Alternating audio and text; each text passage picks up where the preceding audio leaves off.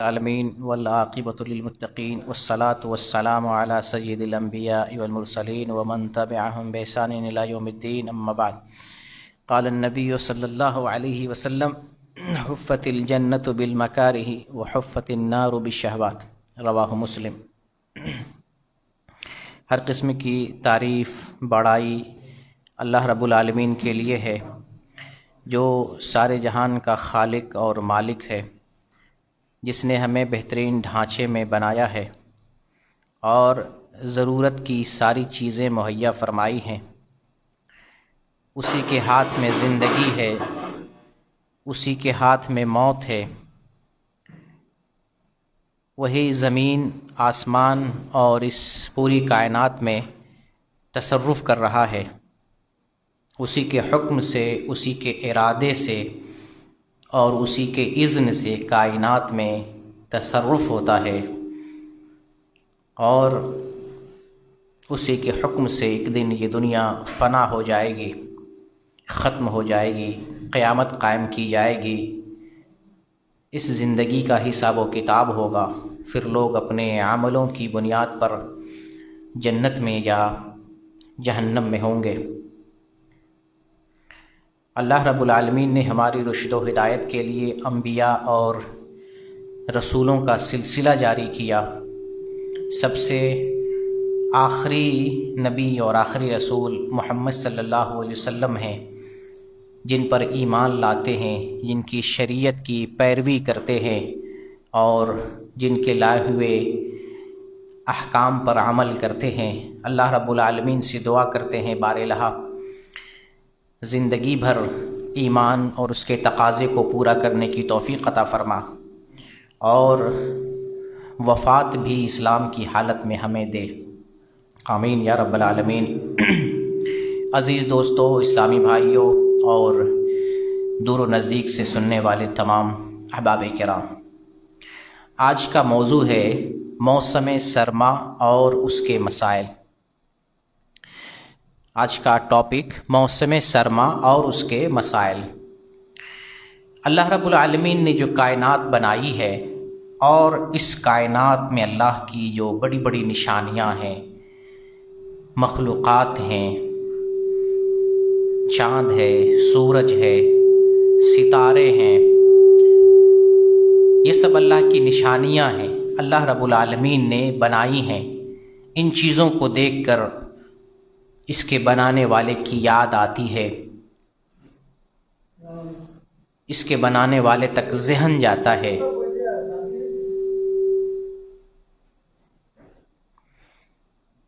اور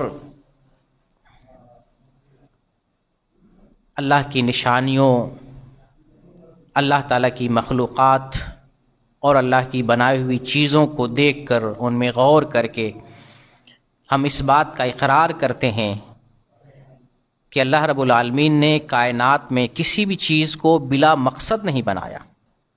یہ ایمان والوں کا ایمان ہے اور ان کا عقیدہ ہے کہ اللہ رب العالمین نے اس روئے زمین پر کسی بھی چیز کو بلا مقصد بنایا ہی نہیں۔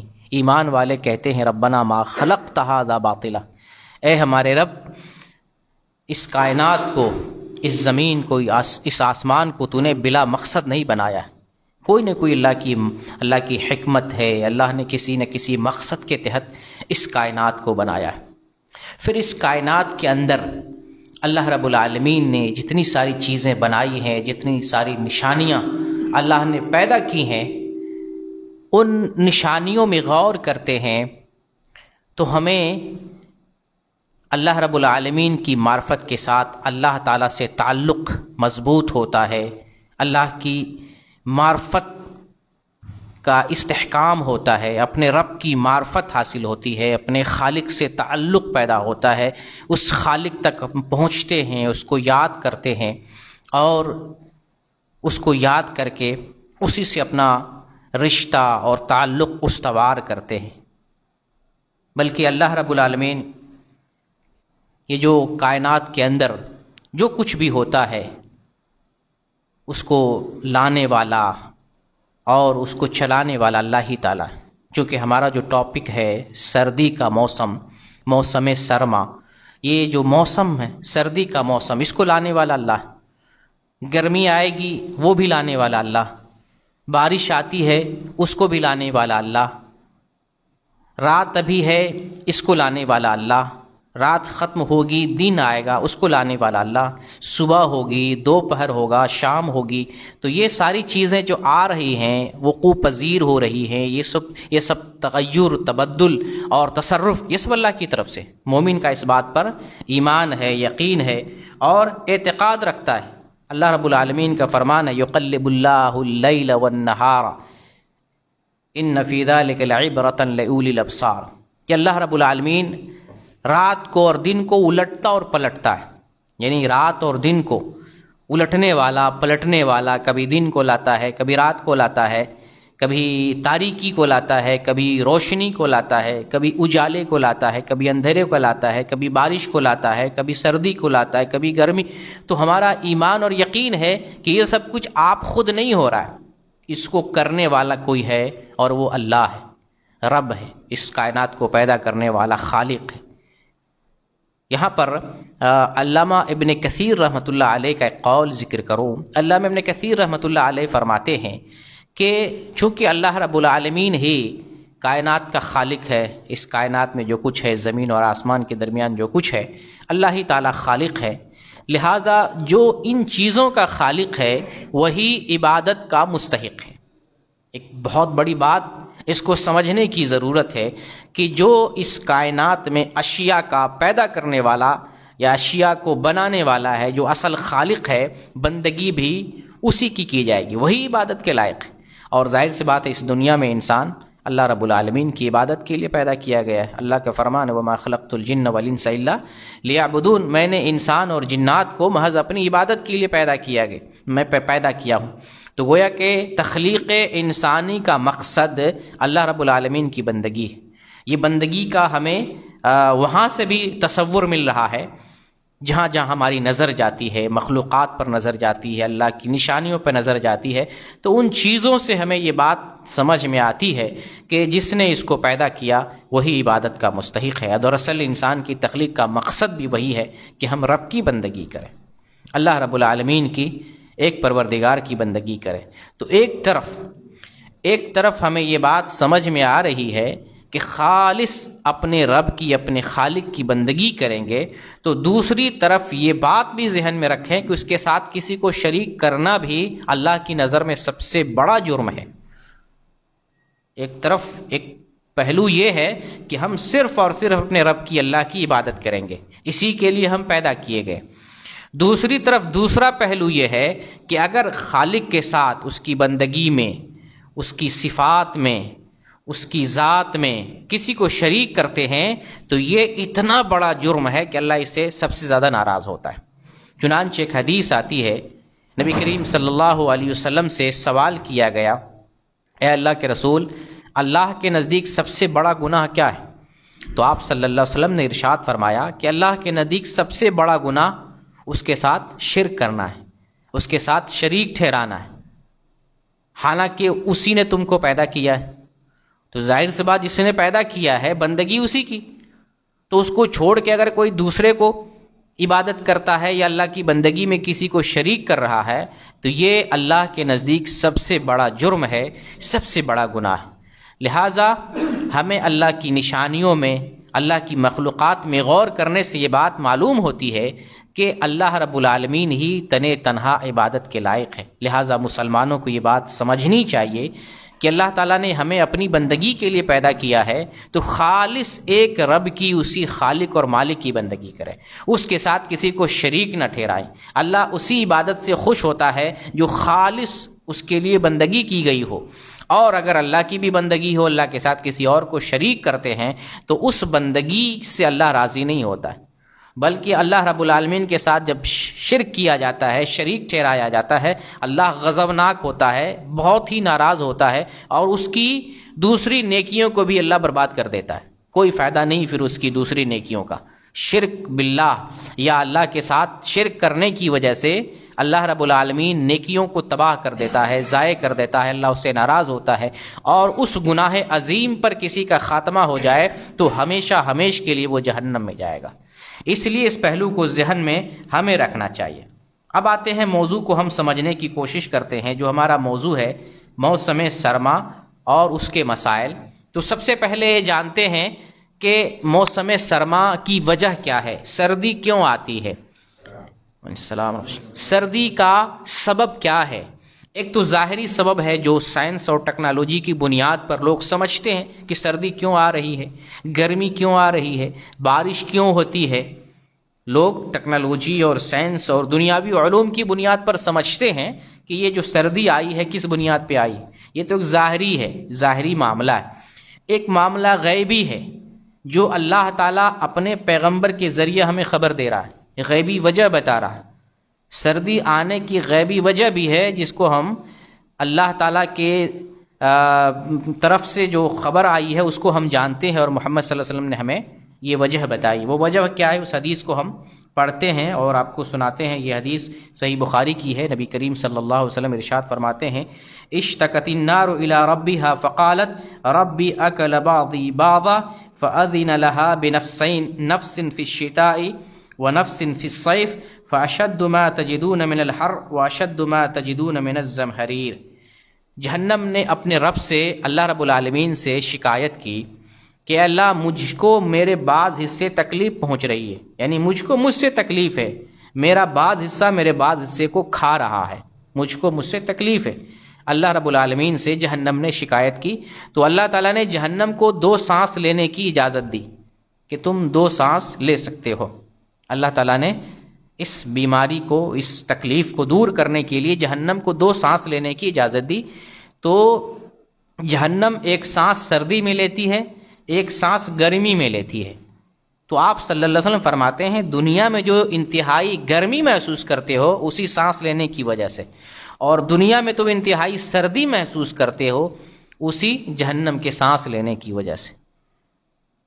تو علماء کرام نے لکھا ہے کہ جب جہنم سانس چھوڑتی ہے باہر، دنیا میں سانس چھوڑتی ہے تو دنیا میں گرمی ہوتی، سخت گرمی، اور جب جہنم اندر سانس لیتی ہے، جہنم کے اندر سانس لیتی ہے تو دنیا میں سردی ہوتی ہے۔ تو یہ وجہ کیسے معلوم ہو رہی ہے؟ نبی صلی اللہ علیہ وسلم کے ذریعہ۔ تو یہ غیبی وجہ ہے، اس پر ہم ایمان لاتے ہیں اور یقین رکھتے ہیں۔ اب اس پس منظر میں ہم جاتے ہیں اس دنیا کی طرف جو انتہائی جو ہے یعنی جس دنیا کی انتہا ہی نہیں، ختم نہیں ہونے والی، آخرت کی دنیا، ہمیشگی والی دنیا۔ یہ دنیا تو عارضی ہے، ختم ہونے والی ہے، یہاں مومن قید خانے میں ہے، لیکن جب روح نکل جاتی ہے تو اس قید سے آزاد ہو جاتا ہے، اپنے رب کی طرف جاتا ہے۔ تو یہ خوشی کی بات ہے کہ ایک جو زندگی دنیا کی ملی ہے مومن کے لیے، وہ موت کے بعد اپنے رب سے ملاقات کر رہا ہے، ایک اچھی چیز ہے، لیکن مومنانہ زندگی ہو تب۔ اور اگر مومنانہ زندگی نہیں ہے تو موت آنے کے بعد بھی ہم آزاد نہیں ہوتے، ہم قید ہی رہیں گے، ہم تکلیف ہی میں رہیں گے۔ قید کا مطلب ہے تکلیف میں رہنا۔ تو اس دنیا کا تصور کریں جس دنیا کے ہم راہی اور مسافر ہیں۔ اس دنیا میں جب مر کے جاتے ہیں، اس دنیا میں میدان حشر کا منظر دیکھیں، جیسے کہ حدیث میں صحیحین میں حدیث میں تذکرہ آیا ہے کہ 1 میل پر سورج آ جائے گا، یعنی انتہائی سورج قریب کر دیا جائے گا۔ صحابی کہتے ہیں وہ میل دنیا کے اعتبار سے میل ہے، یا آنکھوں میں جس سلائی سے، جس تیلی سے ہم سرما لگاتے ہیں وہ اس مقدار کی بات کی جا رہی ہے، یا دنیا میں جو 1 میل کی مقدار ہے اس کی بات کی جا رہی، مجھے نہیں معلوم، لیکن سورج انتہائی قریب کر دیا جائے گا، اور لوگ اپنے عملوں کے بقدر پسینے میں شرابور ہوں گے۔ کوئی گھٹنے تک ہوگا، کوئی ٹخنے تک ہوگا، کوئی کمر تک ہوگا، کوئی سینے تک ہوگا، اور کسی کا پسینہ سر تک پہنچ رہا ہوگا۔ تو یہ اپنے عملوں کی بنیاد پر ہے۔ یہاں کی سردی اور گرمی جہنم کے سانس لینے کی وجہ سے اس قدر ہوتی ہے کہ لوگوں کی موت ہو رہی ہے، لوگ مر بھی جاتے ہیں، بیمار ہوتے ہیں، سردی لگتی ہے، نزلہ لگتا ہے، کھانسی ہوتی ہے، بیمار ہوتے ہیں، علاج کرایا جاتا ہے۔ اور آخرت میں جب سردی لگے گی وہ تو وہاں تو جو گرمی ہوگی، وہاں پر تکلیف دینے والا جو عذاب ہوگا، وہ تو انسان کو پریشان کرنے کے لیے، وہاں کوئی میڈیکل نہیں ہوگا، وہاں کوئی دوست یار نہیں ہوگا، وہاں کوئی علاج نہیں ہوگا، وہاں کوئی مددگار نہیں ہوگا۔ تو اس حدیث کے پس منظر میں ہمیں آخرت کو یاد کرنا ہے کہ یہاں اس دنیا سے تو ہم کو ختم چلا جانا ہے، یہ دنیا تو چھوٹنے والی ہے۔ دراصل ہمارے لیے اصل دنیا وہ ہے جو آنے والی دنیا ہے۔ تو یہاں کی سردی سے ہمیں نصیحت لینا ہے، یہاں کی سردی سے ہمیں نصیحت لینا ہے کہ ہم آخرت میں جائیں گے، اور آخرت میں بھی سردی اور گرمی ہے۔ جہنم میں دو قسم کا عذاب، سردی کا بھی عذاب ہے اور گرمی کا بھی عذاب ہے۔ وہی جہنم جو سانس لیتی ہے، دنیا میں سردی اور گرمی ہوتی ہے، اسی جہنم میں سردی اور گرمی کا بھی عذاب ہے۔ قرآن میں اللہ رب العالمین نے ایک طرف اسی معاملے میں اشارہ کیا ہے۔ سورہ نبا میں اللہ رب العالمین ذکر کرتا ہے، لا یذوقون فیہا بردا ولا شرابا الا حمیما وغساقا، لا یذوقون فیہا بردا ولا شرابا۔ جہنمی لوگ جہنم میں خنقی، برد کہتے ہیں خنقی یعنی جس سے ہم فائدہ اٹھاتے ہیں، وہ سردی جس سے ہم فائدہ اٹھاتے ہیں، تکلیف والی نہیں، خنقی محسوس نہیں کریں گے، اور شراب یعنی پینے والی کوئی لذت اسے محسوس نہیں ہوگی، الا حمیما وغساقا، سوائے انتہائی گرم پانی کے اور بہنے والی پیپ کے۔ یہاں پر دو لفظ ذکر کیا گیا ہے، غساق اور حمیم۔ عام طور سے قرآن کریم کا ترجمہ پڑھیں گے تو یہی ترجمہ ملتا ہے، الا حمیم و غساقا، انتہائی گرم پانی اور بہتی ہوئی پیپ۔ حمیم کہتے ہیں گرم پانی کو، اور غساق کہتے ہیں جو بدن سے پیپ بہتی ہے، جہنمی لوگ یہ پئیں گے۔ علامہ ابن کثیر رحمۃ اللہ علیہ نے ذکر کیا ہے کہ حمیم جو ہے اس پانی کو کہتے ہیں جس کی گرمی انتہائی کو پہنچ گئی ہو۔ وعلیکم السلام۔ حمیم کسے کہتے ہیں؟ وہ پانی جس کی گرمی انتہا کو پہنچ گئی، اس کو حمیم کہتے ہیں۔ جہنمی وہ پانی پیے گا، انتہائی گرم پانی۔ اور غساق کا ایک ترجمہ تو یہ کیا جاتا ہے بہتی ہوئی پیپ، دوسرا ترجمہ علامہ ابن کثیر رحمۃ اللہ علیہ بتاتے ہیں کہ غساق اس پانی کو کہتے ہیں جس کی سردی انتہا کو پہنچی ہوئی ہو، جہنمی وہ پئیں گے، سخت ٹھنڈا پانی اور سخت گرم پانی۔ بتائیے ہم دنیا میں بھی انتہائی گرم پانی نہیں پی پاتے ہیں اور انتہائی ٹھنڈا پانی نہیں پی سکتے، دنیا کی میں بات کر رہا ہوں۔ دنیا میں اگر ہٹ پانی ہو یا انتہائی کولڈ واٹر ہو، ہم ان دونوں میں سے کچھ بھی نہیں استعمال کرتے، نارمل پانی استعمال کرتے ہیں۔ ٹھنڈا بھی ہے تو ایک لمٹ میں ہو اسے استعمال کرتے، گرم بھی ہے تو بالکل لمٹ والا استعمال کرتے۔ آخرت کی جو ہے ٹھنڈی اور گرمی کی تو کوئی انتہا نہیں، اس کی تو مثال دی گئی کہ انتہائی گرم پانی اور انتہائی ٹھنڈا پانی یہ جہنمی لوگ پئیں گے۔ تو کیا ہمیں یہاں سبق نہیں ملتا، نصیحت نہیں ملتی کہ اس عذاب سے بچنے کے لیے اس دنیا میں ہم ایسے اعمال کریں جو جنت کی طرف لے جائے اور جہنم سے پناہ مانگیں؟ یہاں ہم سردی گرمی برداشت نہیں کر پا رہے ہیں، تو وہاں کی جو ہے سردی اور گرمی، وہاں کا عذاب کیسے جھیل پائیں گے جو اپنے انتہا کو پہنچ رہا ہوگا؟ عذاب ہوگا تو انتہائی دردناک، تکلیف ہوگی تو انتہائی دردناک۔ یہاں کی ہر چیز کی لمٹ ہے، تکلیف کی لمٹ ہے، ہر چیز کی لمٹ ہے، عذاب کی لمٹ ہے۔ وہاں تو کچھ نہیں، یہاں تو اگر بہت تکلیف ہو جائے انسان مر جاتا ہے، احساس ہی ختم ہو جاتا ہے۔ آخرت میں اور جہنم میں کسی کو عذاب دیا جائے تو احساس نہیں مرے گا، اس کا روح جسم میں باقی رہے گی، احساس تو باقی رہے گا، تکلیف کا احساس ہر حال میں ہوگا، وہ ختم نہیں ہوگا، وہ مرے گا نہیں، وہ انتہائی تکلیف میں ہوگا، نہ وہاں مدد ہوگی، نہ کوئی پرسان حال ہوگا، نہ کوئی علاج ہوگا، اور نہ ہی وہ مرے گا، وہ انتہائی تکلیف میں ہوگا۔ تو اس سے ہمیں نصیحت مل رہی ہے کہ ہم اس دنیا میں ایسے اعمال کریں تاکہ جہنم کے جو انتہائی سرد عذاب ہے، انتہائی گرم موسم ہے، گرم عذاب ہے، اس سے ہم بچ سکیں۔ تو اس سے ہمیں یہ نصیحت مل رہی ہے۔ یہاں ایک بات اور ذکر کر دوں، معتزلہ ایک فرقہ ہے، معتزلہ یہ عقل پرست ایک فرقہ ہے، عقل سے دین کو ناپنا، ہر مسئلے کو ناپنا، دلیل کو یہ لوگ نہیں مانتے یا دلیل میں جو ہے اپنی منمانی کرتے ہیں، عقل سے باتوں کو الٹتے پلٹتے ہیں۔ تو سمجھ لیجئے عقلی ایک فرقہ ہے معتزلہ۔ یہ لوگ کہتے ہیں کہ ابھی جہنم وجود میں نہیں ہے، جب قیامت قائم ہوگی تو جہنم کو اللہ تعالیٰ پیدا کرے گا۔ ہم اہل سنت والجماعت کا عقیدہ ہے کہ جہنم کو بھی اللہ نے تیار کر دیا ہے اور جنت کو بھی تیار کر دیا ہے.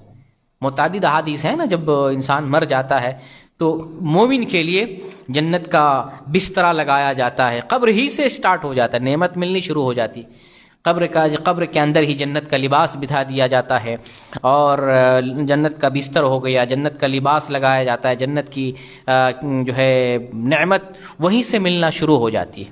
تو جنت بھی وجود میں ہے، اور یہ حدیث بتا رہی ہے کہ جہنم بھی وجود میں ہے. دونوں چیز اللہ تعالیٰ نے پیدا کر رکھا ہے. تو معتزلہ کا اس سے رد ہوتا ہے.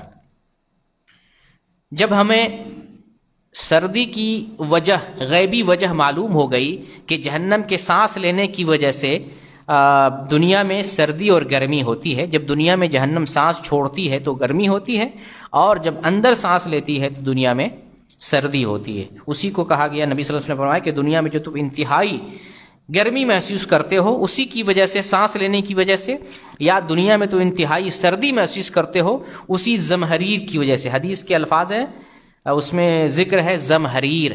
زمہریر کہتے ہیں سخت ٹھنڈی کو، سخت ٹھنڈی کی وجہ سے، یعنی جہنم میں سخت ٹھنڈی بھی ہے، سخت گرمی بھی ہے، اور عذاب کے طور پہ جو جہنم میں جائے گا اسے انتہائی گرمی محسوس کرنی پڑے گی اور انتہائی ٹھنڈی کا احساس ہوگا، وہاں عذاب کے طور پر وہاں ان کو دیا جائے گا.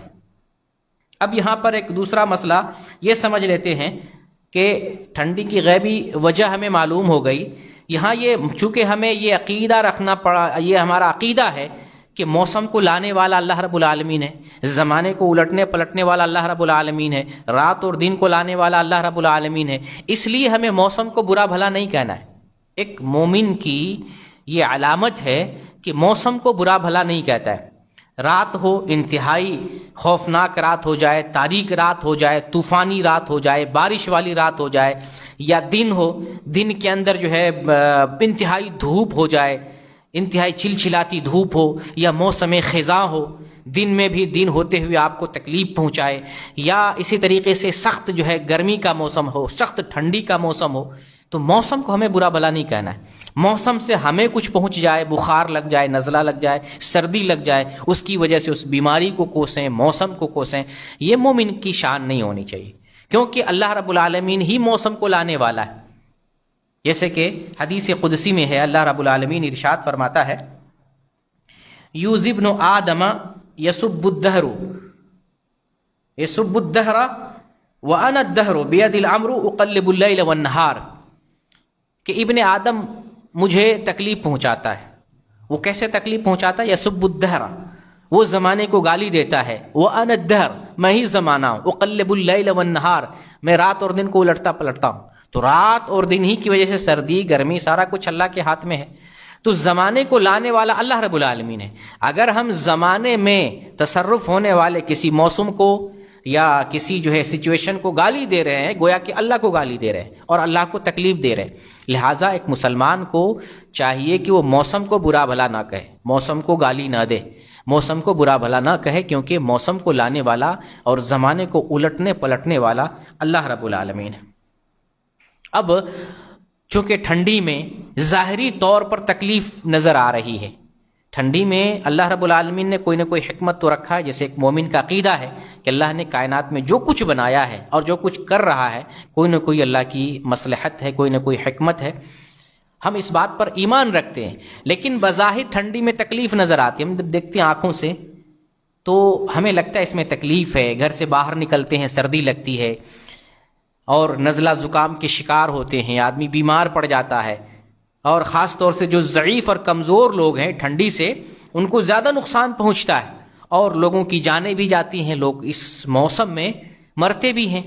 تو ہم ظاہری طور پر اس موسم میں تکلیف دیکھتے ہیں، تو انسان ظاہر کو دیکھ کر ظاہر ہی سے جو ہے ظاہر کے مطابق ہی فیصلہ کرتا ہے.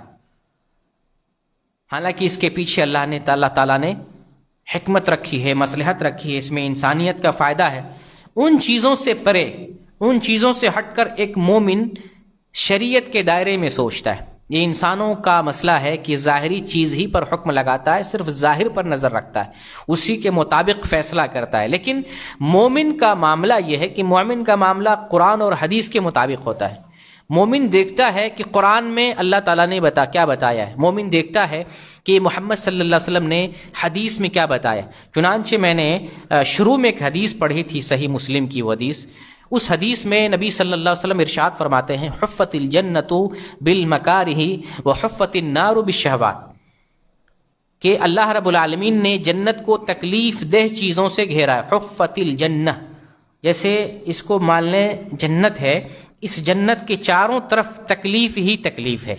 کسی انسان کو اس جنت میں آنا ہے تو تکلیف کو عبور کرنا پڑے گا، اسے پار کرنا پڑے گا، پھر جنت میں جائے گا۔ تو اللہ تعالیٰ نے جنت کو تکلیف سے گھیرا ہے۔ وحفت النار بالشہوات، اور جہنم کو اللہ تعالیٰ نے شہوتوں سے، شہوات، خواہشات، جس کو مرضی، طبیعت، منمانی، اللہ تعالیٰ نے شہوتوں کے ذریعے جہنم کو گھیرا ہے۔ اس حدیث سے سمجھ کیا آ رہی ہے، اس کا مطلب ہمارے ذہن میں کیا آ رہا ہے، اس حدیث کا مفہوم کیا سمجھ میں آ رہا ہے؟ اس کا مفہوم یہ سمجھ میں آ رہا ہے کہ ہم تکلیف برداشت کریں گے تو جنت میں جائیں گے، سیدھا سیدھا مفہوم۔ تکلیف برداشت کرتے ہیں تو جنت میں جائیں گے، اور اگر تکلیف برداشت نہیں کرتے ہیں، آرام والی زندگی گزارتے ہیں، تو پھر تو ٹھکانہ جہنم ہوگا۔ تو ایک انسان ایک ہی مرتبہ تکلیف یا آرام لے سکتا ہے، یا دنیا میں تکلیف لے اور وہاں آرام پائے، یا دنیا میں آرام لے اور وہاں کا آرام بھول جائے، یہی ہو سکتا ہے معاملہ۔ ہر جگہ آپ آرام ہی لیں گے ایسا نہیں ہو سکتا ہے۔ تو یہ حدیث نصیحت دے رہی ہے، ہمیں سمجھا رہی ہے کہ تم تکلیف برداشت کرو گے، بدلے میں تمہیں جنت ملے گی، اور اگر تم نے تکلیف نہیں برداشت کیا تو بدلے میں تمہیں جنت نہیں جہنم میں جانا پڑے گا۔ اس حدیث کی ڈیٹیل، یہ جو ابھی صحیح مسلم کی حدیث پڑھی میں نے، اس کی مکمل تشریح جو ہے دوسری حدیث میں آئی ہے، ترمذی کی حدیث ہے۔ اللہ رب العالمین نے جنت کو بنایا، جہنم کو بنایا، جیسا کہ میں نے پہلے بھی بتایا، اہل سنہ والجماعہ کا عقیدہ ہے کہ اللہ تعالیٰ نے جنت اور جہنم کو پیدا کر رکھا ہے، یعنی دنیا میں ابھی بھی موجود ہے۔ جو لوگ یہ عقیدہ رکھتے ہیں کہ اللہ تعالیٰ نے ابھی جنت نہیں بنائی ہے یا اللہ تعالیٰ نے ابھی جہنم نہیں بنایا، وہ لوگ غلطی پہ ہیں۔ صحیح بات یہ ہے، صحیح عقیدہ یہ ہے کہ اللہ تعالیٰ نے جنت اور جہنم کو پیدا کر رکھا ہے۔ تو اللہ تعالیٰ نے جب جنت کو بنایا، جہنم کو بنایا، تو جبریل علیہ السلام کو حکم دیا کہ جاؤ ذرا جنت دیکھ کر آؤ، جنت کیسی جگہ ہے، جنت دیکھو، اور جنت کی جو نعمتیں ہیں ہم نے اہل جنت کے لیے جو تیار کر رکھا ہے، ذرا اس نعمت کو اور اس جنت کو دیکھ کر آؤ۔ جبریل علیہ السلام گئے، جنت کا نظارہ کر کے آئے، اور اللہ تعالیٰ سے جو ہے ارشاد فرمایا، اے اللہ تیری عزت کی قسم، تیرے جلال کی قسم، جو کوئی جنت کے بارے میں سنے گا ضرور اس میں داخل ہونے کی کوشش کرے گا، خواہش اور تمنا کرے گا۔ ایسی چیز ہے وہ، ایسی جگہ ہے وہ، ایسا تو نے بنا رکھا ہے، ایسی نعمتیں ہیں وہاں کہ جو کوئی سنے گا اس کے بارے میں اس جنت میں جانے کی خواہش کرے گا، تمنا کرے گا۔ اللہ رب العالمین نے اب جنت کو حکم دیا، تکلیف سے گھیر دیا جنت کو، تکلیف چاروں طرف، تکلیف ہی تکلیف۔ اب جبریل علیہ السلام کو دوبارہ حکم دیا کہ جاؤ ذرا اب جنت دیکھ کر آؤ، اب جنت کیسی ہے، پہلے تو تم دیکھ آئے ہو، اس وقت تکلیفوں سے گھری ہوئی نہیں تھی، اب ذرا جنت دیکھ کر آؤ۔ جبریل علیہ السلام گئے، جنت دیکھ کر آئے دوبارہ، اور اللہ تعالیٰ سے عرض کیا کہ مجھے ڈر ہے، مجھے خدشہ ہے کوئی جا نہیں پائے گا، مجھے ڈر ہے اس میں انسان داخل نہیں ہو پائے گا، اتنی تکلیفوں سے، اتنی مصیبتوں سے، اتنے آلام سے تو نے گھیر رکھا ہے جنت کو، شاید باید کوئی اس میں جا سکتا ہے، مجھے تو ڈر ہے کوئی اس میں جا نہیں پائے گا۔ اللہ تعالیٰ نے جبریل علیہ السلام کو حکم دیا، جاؤ ذرا جہنم کو دیکھاؤ، جہنم اور اس میں جو ہم نے جہنمیوں کے عذاب تیار کر رکھے ہیں ذرا ان کو دیکھاؤ۔ جبریل علیہ السلام گئے، جہنم کا نظارہ کیا، اور اللہ رب العالمین سے بتایا تیرے عزت کی قسم کہ مجھے لگتا ہے جو کوئی اس کے بارے میں سنے گا اس میں جانا نہیں پسند کرے گا، یہ تو گندی جگہ ہے، بری جگہ ہے، برا ٹھکانہ ہے، اچھا نہیں ہے، یہ جو کوئی سنے گا اس کے بارے میں اس میں جانے کی خواہش نہیں کرے گا۔ اللہ رب العالمین نے پھر حکم دیا اور جہنم کو خواہشوں سے گھیر دیا، خواہش، مرضی، ہوا پرستی، نفس پرستی سے اللہ تعالیٰ نے گھیر دیا۔ جبریل علیہ السلام کو حکم دیا، جاؤ اب پھر دوبارہ جہنم کو دیکھاؤ۔ جبریل علیہ السلام گئے، جہنم کو دیکھا، واپس آ کر کے اللہ سے عرض کیا، اللہ تیری عزت کی قسم مجھے ڈر ہے کوئی بچ نہیں پائے گا، مجھے ڈر ہے کیونکہ دنیا میں انسان مرضی پہ چلنے والے، کہاں اللہ کی بات مانتے ہیں، کہاں اللہ کی تابعداری کرتے ہیں، کہاں اللہ کے حکم پہ چلتے ہیں، سب مرضی پہ چلنے والے، خواہشات کے پیچھے بھاگنے والے، نفس پرستی میں مبتلا ہیں۔ تو اس بنیاد پر جنت کی حال دیکھ کر وہ کہہ رہے تھے کہ شاید کوئی اس میں جا پائے، اور جہنم کو دیکھ کر وہ کہہ رہے ہیں کہ شاید کوئی جہنم سے بچ سکے۔ تو ہمیں اللہ تعالیٰ نے ایمان کی دولت دی ہے، اسلام کی دولت دی ہے، اس دولت کی قیمت کو سمجھنا ہے اور ایمان کا جو تقاضا ہے اس تقاضے کو پورا کرنا ہے تاکہ ہمیں جنت نصیب ہو سکے۔ اس حدیث سے کیا روشنی، اس حدیث کی روشنی میں کیا نصیحت مل رہی ہے کہ انتہائی تکلیف برداشت کرنے کے بعد ہمیں جنت ملے گی۔ اس لیے اگر دنیا میں تکلیف برداشت کرنی پڑے تو ہمیں صبر کرتے ہوئے تکلیف برداشت کرنی چاہیے، صبر کرتے ہوئے تکلیف برداشت کرنی چاہیے۔ پچھلے بیان میں بھی ہم نے اس پر ایک لمبا لیکچر دیا تھا کہ ہم جو تکلیف برداشت کرتے ہیں، تکلیف پر صبر کرتے ہیں تو اللہ تعالیٰ کیا کیا انعامات دیتا ہے۔ ان انعامات میں سے اللہ رب العالمین، بہت سارے انعامات میں سے اللہ رب العالمین اپنے بندوں کے گناہ کو معاف کرتا ہے، بندوں کے درجات کو بلند کرتا ہے۔ اللہ رب العالمین اپنے بندے کو ایسا مقام دیتا ہے صرف صبر کی بنیاد پر کہ وہ عمل نہیں کیا ہوتا ہے، صرف صبر کی وجہ سے اللہ وہ مقام دیتا ہے۔ ایک حدیث آپ کے سامنے پیش کروں، بڑی عظیم حدیث ہے۔ نبی صلی اللہ علیہ وسلم ارشاد فرماتے ہیں کہ اللہ تعالیٰ اپنے ایک بندے کو کوئی مقام عطا کرتا ہے، تو جب وہ بندہ اپنے عملوں کی وجہ سے وہ مقام نہیں حاصل کر پاتا ہے تو اللہ تعالیٰ اسے کبھی جسم کی بیماری میں آزمائش میں مبتلا کر دیتا ہے، کبھی مال کی آزمائش میں مبتلا کر دیتا ہے، کبھی اولاد کی آزمائش میں مبتلا کر دیتا ہے، اور اللہ تعالیٰ صبر کی توفیق دیتا ہے یہاں تک کہ وہ اس مقام کو پہنچ جاتا ہے جو اللہ تعالیٰ نے عطا کیا تھا۔ یہ مقام کس بنیاد پر؟ عملوں سے نہیں، صرف صبر کی بنیاد پر اللہ تعالیٰ وہ مقام دے رہا ہے جو مقام عملوں کی وجہ سے نہیں مل پا رہا ہے۔ تو صبر ایک بہت بڑا مرحلہ ہے، تکلیف پر صبر کرنا، آزمائش پر صبر کرنا، عبادت کرتے ہوئے صبر کرنا۔ جیسے یہ ٹھنڈی کا موسم ہے، انسان سستی کا شکار ہوتا ہے، عبادت کی طرف طبیعت نہیں جاتی ہے، طبیعت کہاں لے کے جا رہی ہے؟ شہوت کی طرف لے جا رہی، طبیعت دنیا کی طرف لے جا رہی ہے، سستی کی طرف لے جا رہی ہے۔ اس طبیعت کو، اس نفس کو ہمیں عبادت کی طرف لانا ہے، اور جو تکلیف نفس کو ہو رہا ہے اس تکلیف پہ نفس کو قائم ثابت رکھنا ہے، نفس کو عبادت پہ لگانا ہے۔ تو ٹھنڈی کے موسم میں عبادت کرتے ہوئے جو تکلیف پہنچے، وضو کرتے ہوئے تکلیف پہنچے، اور نرم بستر کو چھوڑ کر مسجد میں آنے کے لیے جو تکلیف لائق ہوتی ہے بندہ اس پہ صبر کرتا ہے تو اللہ تعالیٰ ان تمام مقامات پر بندے کو ثواب سے نوازتا ہے۔ بلکہ صبر کا سب سے بڑا بدلہ اور انعام جنت ہے۔ ایک عورت جو کالی کلوٹی عورت تھی، نبی صلی اللہ علیہ وسلم سے شکایت کرتی ہے، اے اللہ کے رسول مجھے مرگی کی بیماری لگی ہوئی ہے، اس حالت میں میرا بدن کھل جاتا ہے، آپ اللہ رب العالمین سے دعا کر دیں کہ میں ٹھیک ہو جاؤں، میری بیماری ٹھیک ہو جائے، میرا جو لباس کھل جاتا ہے وہ نہ کھلے۔ تو نبی صلی اللہ علیہ وسلم نصیحت کرتے ہیں، ان شئتی صبرتی، ان شئتی صبرتی ولکی الجنہ، اگر تم چاہو تو صبر کرو اور اللہ تعالیٰ تمہیں جنت دے گا۔ صبر کا یہ مقام ہے، اگر تم چاہو تو بیماری پر صبر کرو، اللہ رب العالمین تمہیں جنت دے گا۔ وہ خاتون تھی پرانے زمانے کی، پہلے زمانے کی، اور قرون مفضلہ، ایسا زمانہ جو نبی صلی اللہ علیہ وسلم کا زمانہ، عہد رسالت، وہ خاتون کہتی ہے میں صبر کروں گی۔ ہمارے زمانے کے لوگ ایسا نہیں کہہ سکتے، بیماری پر کون صبر کرتا ہے، مصیبت پر کون صبر کرتا ہے، آزمائش پر کون صبر کرتا ہے، جزا فضا کرتا ہے، سوچتا ہے کتنی جلدی چھٹی مل جائے، کتنا جلدی جو ہے ہمیں اس سے نجات مل جائے، جس کے لیے جو کچھ کرنا پڑے، پیسہ خرچ کرنا پڑے، مال خرچ کرنا پڑے، گھر بیچنا پڑے، کچھ بھی کرنا پڑے، انسان آزمائش سے اور مصیبت سے نجات پانے کے لیے ہر راستہ اختیار کرنے کی کوشش کرتا ہے۔ اس میں حتیٰ کہ لوگ حرام حلال بھی نہیں دیکھتے، جائز اور ناجائز کی پہچان تک ختم کر بیٹھتے ہیں، بس یہ کوشش ہوتی ہے مصیبت سے کیسے نکل جائے۔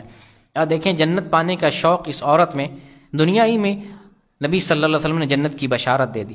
تو صبر کا سب سے بڑا بدلہ اور انعام یہ ہے کہ اللہ تعالیٰ جنت دیتا ہے۔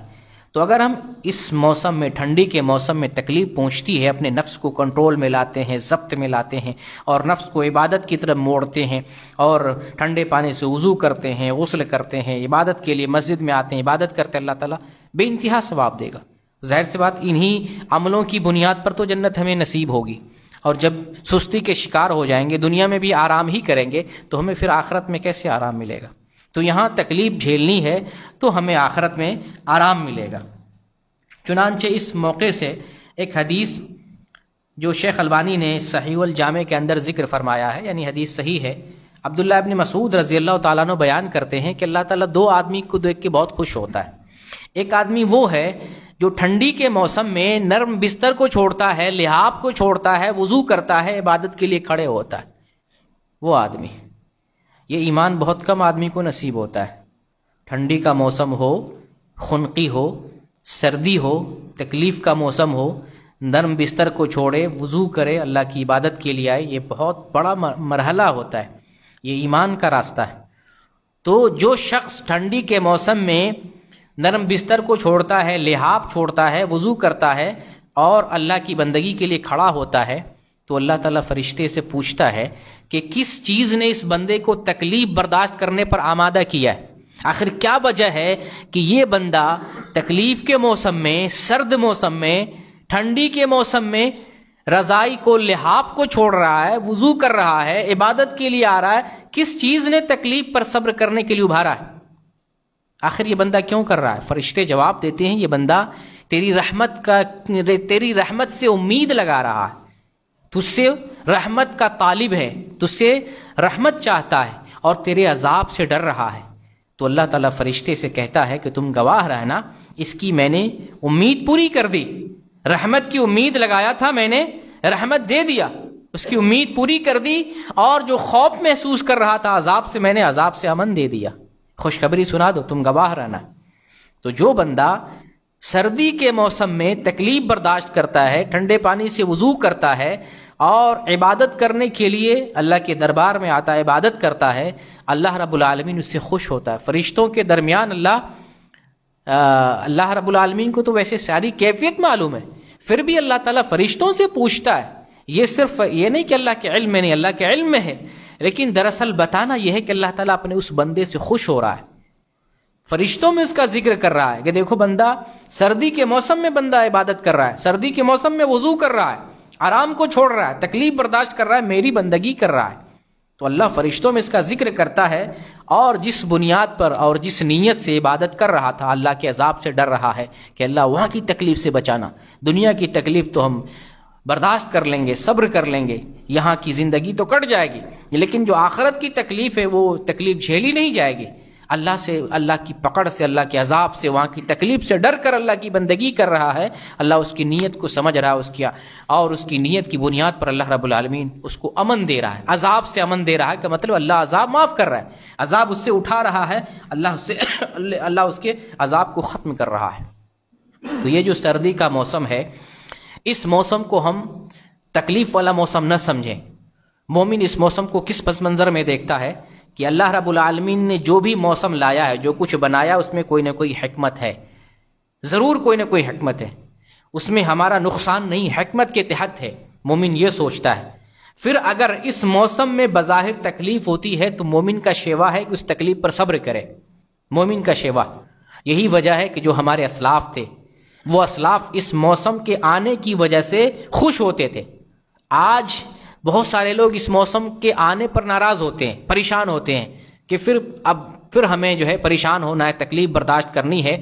لوگ چونکہ ظاہر کو دیکھ رہے ہیں، اس میں تکلیف ہے، تو لوگ پریشان ہوتے ہیں، واویلا کرتے ہیں اور سوچتے ہیں کب یہ ٹھنڈی کا موسم ختم ہو جائے، یہ موسم چلا جائے تاکہ اس ہم تکلیف سے بچ جائیں۔ اب ذرا دنیا کے پس منظر میں اس بات کو سمجھنے کی کوشش کریں کہ جب انسان کرکٹ سے محبت کرتا ہے، ٹورنامنٹ سے محبت کرتا ہے، کوئی ورلڈ کپ آ جائے، کوئی ٹورنامنٹ آ جائے، کتنا خوش ہوتا ہے، چلو اب میری مرضی کا موسم آ گیا ہے۔ ابھی جو لوگ فٹ بال دیکھ رہے ہیں، فٹ بال سے انٹرسٹ رکھے ہوئے ہیں، اپنے اوقات کو وہاں لگا رہے ہیں، گھنٹوں گھنٹہ ٹیلی ویژن پہ یہ میچ وہ میچ، اپنے اوقات کو ضائع کر رہے ہیں، اس میں ان کو خوشی مل رہی ہے کہ ہماری چاہت کا موسم آ گیا۔ کسی کو تجارت سے محبت ہوتی ہے تو جب تجارت کا موسم آتا ہے وہاں خوش ہو رہا ہے. کسی کے لیے اور کوئی موسم پسندیدہ، آم کا موسم آ جائے، کسی کے لیے پھل کا موسم آ جائے، کسی کے لیے کھیتی کا موسم آ جائے، اپنی اپنی چاہت کے اعتبار سے آدمی موسم کے انتظار میں ہوتا ہے. کوئی میلہ ٹھیلا سے خوش ہوتا ہے، کوئی ہندوؤں کے تیوہار سے خوش ہوتا ہے. وہ موسم آ جائے وہ اس کے چہرے پر چمک آپ کو نظر آئے گی. لیکن اللہ تعالیٰ نے جس میں فائدہ رکھا ہے، بہت کم لوگ ایسی چیزوں سے فائدہ اٹھاتے ہیں. رمضان کا مہینہ آئے، کچھ لوگ ہوں گے جو اس موسم سے خوش ہوتے ہوں گے. یہ سردی کا موسم آ رہا ہے، بہت تھوڑے لوگ ہوں گے جو اس سے خوش ہوتے ہوں گے. ہمارے اسلاف اس موسم کے، ٹھنڈی کے موسم کے آنے پر خوش ہوتے تھے. جانتے کیوں؟ پہلے ہے عمر خطاب رضی اللہ تعالیٰ عنہ کا قول جو ہے سن لیں. امام احمد بن حنبل نے اپنی کتاب الزہد کے اندر ایک قول نقل کیا ہے عمر خطاب رضی اللہ تعالیٰ عنہ کا. وہ قول ہے الشتاء غنیمت العابدین.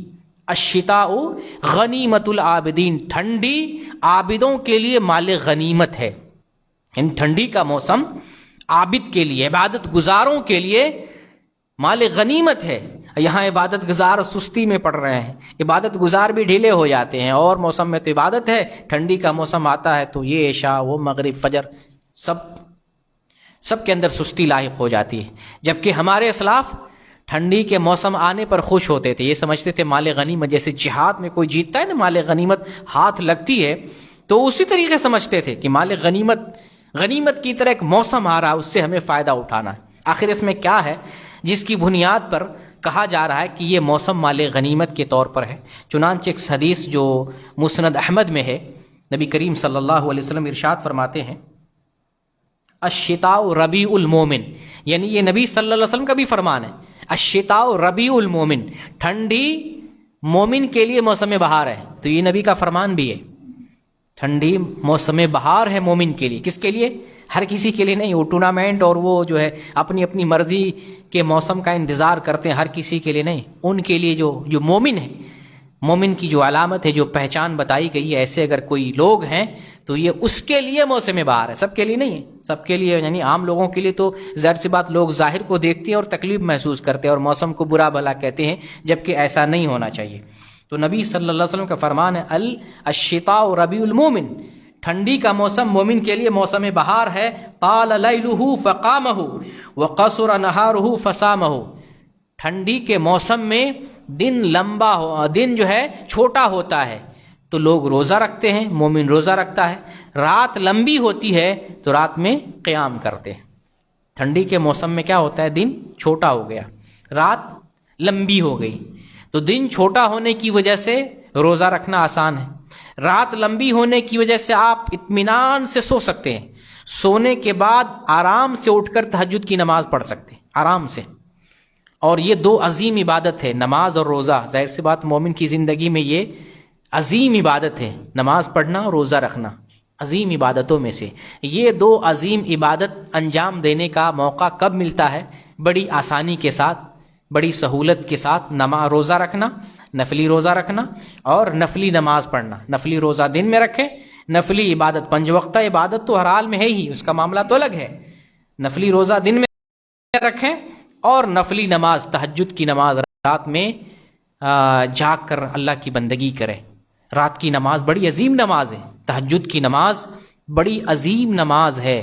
یعنی اس وقت اللہ تعالیٰ آسمانی دنیا پر نزول فرماتا ہے رات کے آخری پہر میں. اور حدیث میں آیا کہ اللہ تعالیٰ آخری پہر میں اللہ تعالیٰ اپنے بندوں سے بہت قریب ہوتا ہے. ایسی قربت، انسان اس وقت اپنے رب کو پکارے، اپنے رب کو یاد کرے، اپنے رب کو کی بندگی کرے، اللہ خوش ہوتا ہے اور جو کچھ مانگتا ہے دیا جاتا ہے. تو ہم ایسی چیزوں سے غافل ہوتے ہیں. ہمیں پریشانی لگتی وہ دربار، یہ بابا، وہ فلاں امام ضامن، فلاں تعویذ، مولوی کے پاس کوئی ایک تعویذ لکھ دو جو ہے یہ کام ہو جائے، ایک وظیفہ بتا دو وہ کام ہو جائے. ہم دنیا کے جو ہے پتہ نہیں غلط راستے پر چل رہے ہیں. دین نے یہ سب نہیں سکھایا ہے. شادی کرنے کے لیے ایک وظیفہ پکڑ لو، کاروبار شروع کرنے کے لیے ایک وظیفہ پکڑ لو، بیٹی کی شادی کرنے کے لیے ایک وظیفہ کر لو، گھر بنانے کے لیے ایک وظیفہ پڑھو تمہارا گھر بن جائے گا، ایک وظیفہ پڑھو تمہیں نوکری مل جائے گی. یہ سب اسلام نہیں سکھایا ہے. اسلام ایک شریعت کو لے کے آیا ہے. ایک دین ہمیں اللہ تعالیٰ نے دیا، اس دین پر چلنا ہے تو اللہ سے مانگیں گے تو دے گا، اس دین پر چلیں گے ہی نہیں، ایک وظیفہ کریں گے تو اللہ تعالیٰ کیا ہمیں دے گا؟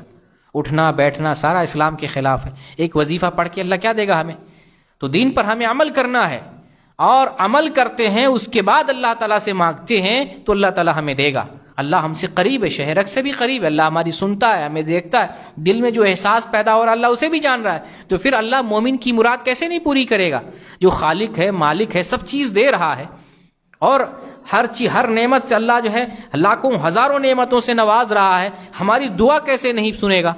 بغیر مانگے اللہ تعالیٰ صرف جسم میں دیکھیں کتنی نعمت اللہ دے رہا ہے، کتنی نعمتوں سے ہم فائدہ اٹھا رہے ہیں، صرف گنتی کیجئے جسم میں اللہ تعالیٰ کتنی نعمت، اور وہ نعمت بھی 1-2 منٹ کے لیے نہیں، 24 گھنٹہ کے لیے۔ یہ دل دھڑکتا ہمارا 24 گھنٹہ، کچھ منٹ کے لیے دھڑکنا بند ہو جائے فنا ہو جائیں گے ہم۔ یہ آنکھ میں روشنی چاہیے کتنی دیر؟ 24 گھنٹہ۔ یہ لائٹ ہم ابھی چالو کیا، اس کو بند کر دیں گے ابھی کام کرنے کے بعد ختم، لیکن آنکھ کی روشنی ہمیں 24 گھنٹہ چاہیے۔ یہ روشنی کون دے رہا ہے؟ کان میں سننے کی طاقت 24 گھنٹہ چاہیے، دماغ سے سوچنے کی طاقت 24 گھنٹہ چاہیے۔ اس جسم کو اللہ تعالیٰ نے روح دیا، 24 گھنٹہ اس میں روح زندہ رہنا چاہیے۔ یہ حرکت کرنا، یہ طاقت، حرکت، قوت گویائی، قوت سماعت، قوت جو ہے سونگھنے کی قوت، یہ ساری چیزیں 24 گھنٹہ چاہیے، بن مانگے اللہ دے رہا ہے، اس نعمت سے ہم فائدہ اٹھا رہے ہیں۔ جب اللہ اتنی نعمتیں دے رہا ہے، 24 گھنٹہ کے لیے دے رہا ہے، عمر بھر کے لیے دے رہا ہے، جس ٹائم یہ سب میں کچھ چھین لے اللہ تو دنیا ہی سے ہم ختم ہو جاتے ہیں، ہمارا کنیکشن ختم ہو جاتا ہے۔ پھر اللہ سے مانگیں گے تو اللہ کیوں نہیں دے گا؟ اللہ وہ بھی دے گا، لیکن ہم مانگتے صحیح نہیں، مانگنے کا طریقہ نہیں ہمارے پاس، مانگنے کا سلیقہ نہیں، ہمارے اعمال ایسے نہیں ہیں۔ جیسے کہ پہلے بھی میں بتایا کیا کہ آدمی نیک عمل کرتا ہے تو نیک عملوں کا وسیلہ لگاتا اللہ دعا قبول کرتا ہے، ہمارے پاس عمل ہی نہیں، ہم کس بنیاد پر دعا کریں گے؟ کھانا پینا سب جو ہے ہمارا اللیگل ہے، اور عمل بھی نہیں ہمارے پاس، تو اللہ رب العالمین یہی وجہ ہے کہ ہماری دعاؤں کو قبول نہیں کرتا۔ پہلے آپ اپنے آپ کو پاک کریں، گناہوں سے توبہ کریں، جو کچھ ہو گیا چلے کوئی مسئلہ نہیں، آپ نے پہلے جو کچھ کر لیا توبہ تو کریں، اللہ سارے گناہ کو معاف کر دے گا، توبہ کریں، اب آئیں پھر سے ایک نئی زندگی گزاریں، اللہ کے لیے ہو جائیں، اللہ آپ کے لیے ہو جائے گا۔ بزرگوں کی کہاوت ہے من کان للہ کان اللہ لہ، جو اللہ کے لیے ہو گیا اللہ اس کے لیے ہو گیا۔ ظاہر سی بات جو اللہ کی بندگی کرے، اللہ کو یاد کرے، اللہ کی عبادت کرے، ظاہر سی بات اللہ اس کو یاد کرے گا۔ فاذکرونی اذکرکم، تم مجھے یاد کرو میں تمہیں یاد کروں گا۔ اللہ کو جو یاد کرتا ہے اللہ اسے یاد کرتا ہے۔ تو اللہ رب العالمین سے ہمیں جو ہے رشتہ بنانا ہے، اللہ رب العالمین کی بندگی کرنی ہے، عبادت کرنی ہے۔ تو یہ جو موسم ہے ٹھنڈی کا موسم ہے، بظاہر تکلیف کا موسم ہے، لیکن مومن اس کو موسم بہار سمجھ رہا ہے۔ وہ مومن جو حقیقی مومن ہے موسم بہار سمجھتا ہے، دن میں نفلی روزہ رکھ لیا اور رات میں نفلی عبادت کر لیا، جس وقت اللہ آسمان دنیا پر نازل ہوتا ہے، جو کچھ ضرورت ہے حاجت اللہ رب العالمین کے سامنے بیان کرے، اللہ دے گا، اللہ کو پکاریں گے اللہ نوازے گا۔ شرط ہے کہ آپ توبہ کر کے آئیں، سیدھے راستے پر آئیں، صراط مستقیم پر آئیں، اور اللہ تعالیٰ ہماری اور آپ کی سب کی سننے والا ہے۔ تو خاص طور سے جو حضرات مرد میں سے ہوں یا عورتوں میں سے ہوں جن کے رمضان کے روزے چھوٹ گئے ہیں، بہت سارے لوگ کوتاہی برتتے ہیں، رمضان کا روزہ چھوٹ جاتا ہے، پرواہ نہیں ہوتی اس کی قضا کرنے کی۔ ان بھائیوں کو سمجھنا چاہیے فرض آپ کا چھوٹا ہوا جب تک قضا نہیں کریں گے اللہ معاف نہیں کرے گا۔ رمضان میں اگر کوئی روزہ عذر کی وجہ سے چھوٹ گیا ہے آپ اس کی قضا کریں، اور ان کے لیے تو ہلاکت و بربادی ہے، ہلاکت و بربادی ہے جو رمضان پائے اور رمضان کا روزہ ہی نہ رکھے، یعنی عاقل ہو، بالغ ہو، صحیح سالم ہو، روزہ نہ رکھے، اس کے لیے تو ہلاکت و بربادی ہے۔ لیکن جس کا کسی عذر کی وجہ سے روزہ چھوٹ گیا، چاہے مردوں میں سے ہو عورتوں میں سے ہو، ان کے لیے بہت بہترین چانس اور موقع ہے ٹھنڈی میں روزوں کی قضا کر لیں۔ عورت بھی ہو، جیسے عورتیں شکوے کرتی ہیں، دن لمبا ہوتا ہے، بچے روتے دھوتے ہیں، روزہ نہیں رکھ پاتے ہیں، یہ موسم بہت اچھا ہے، روزوں کی قضا کر لیں۔ تو یہ موسم جو ہے موسم بہار ہے، اس موسم میں دو عظیم عبادت جو ہے ایک مومن آدمی انجام دے سکتا ہے۔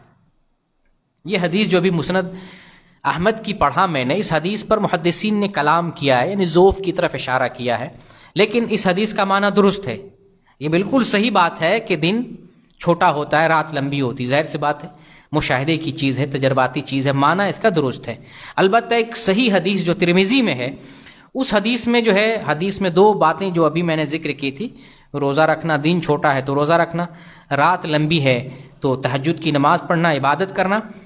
ترمذی میں ایک حدیث ہے، اس میں حدیث کا دوسرا ٹکڑا جو ہے روزہ سے متعلق اس کا ذکر ہے، اور وہ حدیث بالکل صحیح ہے، الغنیمۃ الباردہ الصوم فی الشتاء، کہ ٹھنڈی ٹھنڈی مال غنیمت بغیر محنت کے وہ سردی میں روزہ رکھنا ہے۔ یعنی سردی میں روزہ رکھنا انتہائی آسان ہے، بغیر محنت کے ٹھنڈی میں روزہ رکھنا ہے۔ اس کو نبی صلی اللہ علیہ وسلم نے کہا ٹھنڈی ٹھنڈی مال غنیمت کی طرح، بغیر محنت کے فائدہ ملنے والا ہے، بغیر محنت کے ہمیں فائدہ مل سکتا ہے، وہ ٹھنڈی میں روزہ رکھنا۔ تو سردی کے موسم میں دو عظیم عبادتیں جو ہے ہم انجام دے سکتے ہیں۔ اب آتے ہیں ٹھنڈی کے کچھ مسائل کی طرف، چونکہ ٹھنڈی کے موسم میں سہولیات بھی موجود ہیں، وسائل موجود ہیں، آدمی اپنے آپ کو گرم رکھنے کے لیے بہت ساری چیزیں خرید لیتا ہے، اپنے بدن کو گرم کر لیتا ہے اور کر سکتا ہے، اس میں کوئی حرج کی بات نہیں۔ آپ جیکٹ لگائیں، سویٹر لگائیں، آپ جو ہے پورے سوٹ بوٹ کے ساتھ پورے گرمی کا سامان لگا کر مسجد میں آئے، کارپیٹ پہ نماز پڑھیں، اس میں کوئی حرج نہیں۔ جو نعمت ہے، جو سہولت ہے، اس سہولت سے فائدہ اٹھانے میں کوئی حرج نہیں۔ آپ اگر چاہیں تو گرم پانی سے وضو کر لیں، گرم پانی سے غسل کریں، اسلام اس سے منع نہیں کرتا ہے۔ کچھ لوگوں کی یہ سوچ ہے کہ ٹھنڈے پانی سے ہی وضو کرو گے تبھی وضو ہوگا، یا اگر زیادہ ثواب چاہیے تو ٹھنڈے پانی سے وضو کرو، یہ سوچ صحیح نہیں ہے۔ اگر گرم پانی کی سہولت موجود ہے تو گرم پانی سے وضو کریں، غسل کریں، اس میں کوئی حرج نہیں، نو پرابلم۔ جیسے ابھی حج ہو رہا ہے نا، پیدل حج کرو زیادہ ثواب ملے گا، فلائٹ سے حج کرو گے اتنا ثواب نہیں ملے گا، یہ غلط سوچ ہے۔ اگر سہولت موجود ہے تو سہولت کو آپ اپنائیں، استعمال کریں، یہ نبی صلی اللہ علیہ وسلم کی سنت ہے۔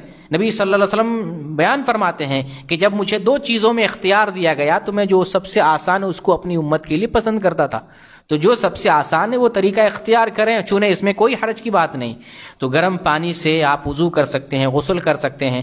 بعض حدیثوں میں اس طرح سے اشارہ ملتا ہے کہ گرم پانی سے غسل یا گرم پانی کے استعمال سے برس کی بیماری ہوتی ہے، یہ سفید داغ ہو جاتا ہے، تو ایسی کوئی حدیث صحیح حدیث نہیں، یعنی وہ ضعیف حدیث ہیں، وہ بات صحیح نہیں ہے۔ آپ جو ہے جو آپ برداشت کر سکتے ہیں، جو نیم گرم ہے، یعنی نارمل، زیادہ نہیں، اس کی پانی کی ٹھنڈک مر جائے، جس کو آپ برداشت بھی کر سکتے ہو، ایسے پانی سے آپ وضو کریں، غسل کریں، اس میں کوئی حرج کی بات نہیں۔ اور اگر سہولت موجود ہے تو ٹھنڈے پانی سے وضو کرنے کی کوئی ضرورت نہیں ہے۔ اسی طریقے سے جو ہے آپ پورے بدن کو گرم کرتے ہیں اور کارپیٹ لگا ہوا ہے، وہاں پہ آپ سجدہ کرتے ہیں، عبادت کرتے ہیں، اس میں بھی کوئی حرج کی بات نہیں۔ فوم پہ جو موٹا گدا ہوتا ہے اس پہ ہم سجدہ نہیں کریں گے، جس پر ہم اگر سجدہ کریں تو ہماری پیشانی گدے میں دھس جائے گی، نہیں، ایسی چیز پہ سجدہ کریں گے کہ زمین پر پیشانی اور ناک جو ٹکی ہوئی ہو، یعنی قائم ہو، سجدہ کریں اس پہ قائم، جسے مٹی پر سجدہ کرتے ہیں تو قائم ہو۔ تو عام جنرل کارپیٹ جیسے یہ کارپیٹ ہے یا اس سے ملتا جلتا معمولی نرم ہو، اس پر سجدہ کرنے میں کوئی حرج کی بات نہیں ہے۔ تو سہولت سے فائدہ اٹھا سکتے ہیں، اس طرح کی جو بھی سہولت ہے۔ اسی طریقے سے اس بات کی بھی اجازت ہے کہ آپ وضو کر کے موزہ پہنتے ہیں۔ موزہ دو قسم کا ہوتا ہے، ایک خف ہے، خف کہتے ہیں جو چمڑے کا، لیدر کا ہوتا ہے، خف پر بھی آپ مسح کر سکتے ہیں، اور جو موزہ جو ہے نیلون کا ہوتا ہے یا سوتی والا ہوتا ہے، اس موزے پر، جس کو عربی میں جراب کہا جاتا ہے، اس پر بھی مسح کر سکتے ہیں۔ بہت سے لوگ یہ سمجھتے ہیں کہ جراب پر مسح نہیں کیا جا سکتا، حالانکہ یہ بات صحیح نہیں ہے۔ آپ جراب پر بھی، خف پر بھی مسح کر سکتے ہیں، جراب پر بھی مسح کر سکتے ہیں۔ مسافر آدمی 3 دن اور 3 رات مسح کر سکتا ہے، اور جو مقیم ہے، گھر پہ ہے، یعنی اپنی جگہ پر مقیم ہے، وہ 1 دن 1 رات مسح کر سکتا ہے۔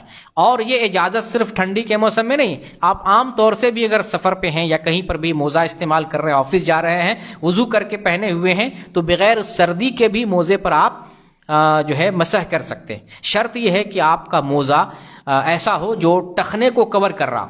ٹخنا، کچھ موزے ایسے آ رہے ہیں جو ٹخنے سے جو ہے نیچے ہوتے ہیں، اس پر مسح نہیں کر سکتے۔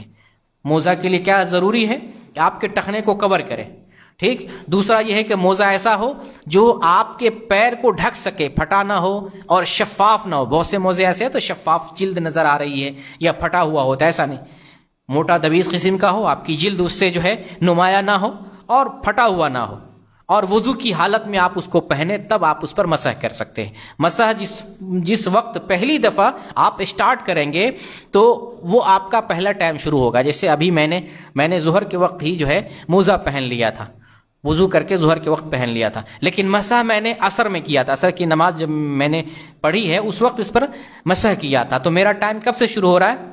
عصر سے شروع ہو رہا ہے. اگلے دن عصر تک ہم یہ پہن سکتے ہیں.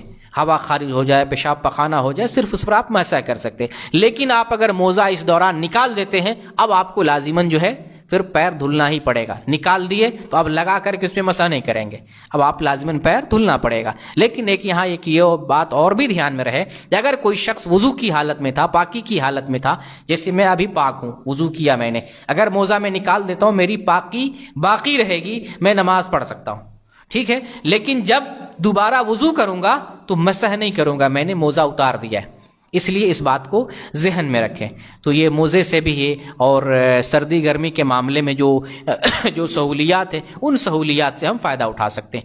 ایک یہاں پر میں سوچنے کا ایک جو ہے سوچنے والی ایک بات بتانا چاہتا ہوں.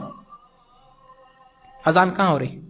سوچنے والی میں بات، ایک فکر دینا چاہتا ہوں کہ اللہ تعالیٰ نے ہمیں مال دیا ہے، ہم کماتے ہیں تو دنیا کی لذتوں سے اور دنیا کی سہولتوں سے فائدہ اٹھا رہے ہیں. ہمارے پاس ایک سے ایک آئٹم ہے سردی سے حفاظت کے لیے، سردی سے بچاؤ کے لیے. دنیا میں بے شمار ایسے لوگ ہیں جن کو یہ سہولت میسر نہیں ہو رہی ہیں.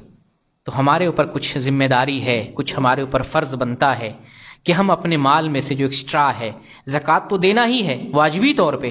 زکوٰۃ دینے کے بعد بھی اس طرح کا جو موسم آتا ہے، جیسے ابھی سردی کا موسم ہے، کتنے غریب لوگوں کے پاس علاج کا پیسہ نہیں ہوگا، کتنے غریب لوگوں کے پاس اوڑھنے کے لیے کمبل نہیں ہوگا، کتنے غریب لوگوں کے پاس گھر نہیں ہوگا، کتنے غریب لوگوں کے پاس کام کاج یا دوا علاج کھانے پینے کی سہولت نہیں ہوگی. ہم اپنے مال میں سے کچھ حصہ نکال کر ہم ان لوگوں کو دیں جو لوگ محتاج ہیں. ایک کمبل خرید کے دے دیں، ایک سویٹر دے دیں، کچھ جو ہے موزے دے دیں، کچھ ٹوپیاں تقسیم کر دیں، گرم سامان تقسیم کر دیں. کہیں پر دوا دارو کے لیے پیسے نہیں کسی کے پاس، علاج کے لیے مدد کر دیں، کچھ پیسے نکالیں. بھلے آپ اپنے رشتہ دار ہی میں کریں لیکن کچھ کریں. اللہ نے مال دیا ہے تو آپ اپنے ہی لوگوں میں، آپ کی بہن، آپ کا بھائی، آپ کا چچا، آپ کے والد کے دوست و احباب، آپ کے اپنے احباب، آپ کے اپنے ریلیشن والے، سسرال والے، جو بھی رشتہ دار ہیں آپ کے، اپنے رشتہ داروں ہی کو پہلے دیکھیں، اپنے محلے کو دیکھیں، اپنے پڑوسی کو دیکھیں، انہی لوگوں کو دیکھیں، انہی لوگوں سے شروعات کریں. کچھ پیس جتنا دے سکتے ہیں. چلو ہمارے پاس اللہ تعالیٰ نے استطاعت دی ہے، 10 بلینکٹ ہم خرید کے غریب کو تقسیم کر سکتے ہیں. 10 بلینکٹ خریدیں، 10 گھر میں جو انتہائی غریب ہے، جن کو اوڑھنے کے لیے کمبل نہیں ہے، ان گھروں میں تقسیم کر دیں. آپ نے 10 آدمی کو کر دے دیا تو 10 آدمیوں کا اجر بھی ملے گا. نبی صلی اللہ علیہ وسلم کا فرمان ہے کہ جو دنیا میں کسی مسلمان کی، کسی آدمی کی پریشانی کو دور فرماتا ہے، اللہ آخرت میں اس کی پریشانی کو دور فرمائے گا. تو جتنی استطاعت ہے، 10 بلینکٹ ہو یا 10 سویٹر ہو، 10 جیکٹ ہو یا 50 جیکٹ ہو، 50 کمبل ہو، کچھ بھی جو آپ دے سکتے ہیں اپنی حیثیت کے اعتبار سے، بھلے اپنے لوگوں کو دیں، اپنے رشتہ داروں کو دیں، یا وہ لوگ جن کو جانتے ہیں یہ واقعی ضرورت مند ہے، یہ واقعی محتاج ہے. جس قسم کی محتاجگی ہے اس سردی کے موسم میں، اس محتاجگی کو دور کرنے کی کوشش کریں. انشاءاللہ اس کام کو کریں گے، اللہ تعالیٰ اس برکت سے ہماری دنیا کی بھی پریشانی دور فرمائے گا اور آخرت کی بھی پریشانی اللہ تعالیٰ اس برکت سے دور فرمائے گا. خلاصہ یہ ہے کہ یہ جو ٹھنڈی کا موسم ہے، مومن یہ سمجھتا ہے کہ یہ موسم لانے والا اللہ رب العالمین. اس کائنات میں جتنی بھی چیز بنایا ہے، دن بنایا ہے، رات بنایا ہے، ٹھنڈی بنایا ہے، گرمی بنایا، اللہ کبھی زلزلہ بھیج دیتا ہے، اللہ کبھی طوفان بھیجتا ہے، اللہ موسم خزاں بھیجتا ہے، موسم بہار بھیجتا ہے. یہ سب لانے والا اللہ رب العالمین، یہ سب لانے والا اللہ رب العالمین ہے. اب ایک مومن اللہ کی ان بنائی ہوئی چیزوں میں غور کرتا ہے، نصیحت حاصل کرتا ہے. یقلب اللہ اللیل والنہار ان فی ذلک لعبرہ لأولی الابصار. اللہ رب العالمین رات کو لاتا ہے، دن کو لاتا ہے. ان فی ذلک عبرہ، ان فی ذلک لعبرہ لأولی الابصار، کہ رات اور دن میں اور ان چیزوں کے آنے جانے میں عبرت اور نصیحت ہے. ان فی ذلک لعبرہ لأولی الابصار، کہ ان چیزوں میں، یہ جو چیز آ رہی ہے، دن آ رہا ہے، رات آ رہی ہے، اس میں نصیحت ہے آنکھ والوں کے لیے، جسے اللہ نے آنکھ دیا، آنکھ کا مطلب سمجھ بوجھ دیا ہے، عقل دیا ہے، ہوش دیا ہے، سمجھ دیا ہے، ان لوگوں کے لیے اس میں نصیحت ہے۔ ہم لہٰذا نصیحت حاصل کریں گے، ٹھنڈی سے نصیحت حاصل کریں گے، گرمی سے نصیحت حاصل کریں گے، اللہ کبھی عذاب بھیجتا ہے اس سے نصیحت حاصل کریں گے، اللہ کبھی بارش دیتا ہے اس سے نصیحت حاصل کریں گے، اللہ کبھی قحط سالی دیتا ہے اس سے نصیحت حاصل کریں گے۔ اور اللہ تعالیٰ نے ہمیں اس دنیا میں عبادت کے لیے بھیجا ہے، خالص اسی کی بندگی کریں گے، اور یہاں جو تکلیف ہوتی ہے عبادت کرنے پر یا پریشانی میں، مرض میں، آزمائش میں، ان پر ہمیں صبر کرنا ہے، تاکہ صبر کرتے ہوئے اللہ تعالیٰ صبر کا بہترین بدلہ اور مقام جو جنت میں ہے وہ اللہ تعالیٰ ہمیں عطا فرمائے۔ اللہ رب العالمین سے دعا کرتے ہیں بار الہ ہم سب لوگوں کے ایمان کو مضبوط اور قوی بنا دے، اتنا مضبوط بنا دے کہ عبادت کرنے میں نفس کو کوئی پریشانی نہ ہو۔ بار الہ ہمیں تکلیف برداشت کرنے کی توفیق عطا فرما، تکلیف پر صبر کرنے کی توفیق دے۔ بار الہ جس اللہ تعالیٰ تو نے ہر چیز میں حکمت رکھی ہے، تیری حکمت اور تیرے فیصلے پر ہمیں ایمان لانے کی توفیق دے، اور تو نے جو ہمارے لیے بہتر فرمایا ہم اس پر راضی ہیں۔ اے اللہ ہمیں عملوں کی توفیق دے، ہمارے عملوں میں اخلاص عطا فرما، ہماری بندگی کو قبول فرما لے، ہم سب مسلمانوں کو شرک سے، بدعت سے محفوظ فرما، صحیح ایمان پر قائم رکھ اور صحیح ایمان پر ہمارا خاتمہ فرما۔ جو لوگ پریشان ہیں ان کی پریشانی کو دور کر دے، اس موسم کی جن کو پریشانی لاحق ہو رہی، ظاہری پریشانی، ان سب لوگوں کو اپنی عافیت میں رکھ۔ اے اللہ ہمیں توفیق دے کہ ہم اپنے مال میں سے کچھ حصہ نکال کر غریبوں میں تقسیم کریں۔ بار الہ ہمارے دل کو اتنا کشادہ کر دے کہ ہم اپنے دل کی فراخی اور کشادگی کی وجہ سے لوگوں کی مدد کر سکیں، لوگوں کے کام آ سکیں۔ بار الہ تیرے بندے ہیں، اپنے گناہوں پر شرمندہ ہیں، توبہ کرتے ہیں، ہمارے سارے گناہوں کو معاف فرما دے۔ ہم سب مسلمانوں کو ایک جگہ، ایک پلیٹ فارم پر آنے کی توفیق دے، اتحاد کے ساتھ مسلمانوں کو، پوری دنیا میں مسلمانوں کے اتحاد کے ساتھ زندگی گزارنے کی توفیق دے۔ آمین۔ وآخر الدعوانا ان الحمد للہ رب العالمین۔ کوئی سوال ہو ٹھنڈی کے تعلق سے؟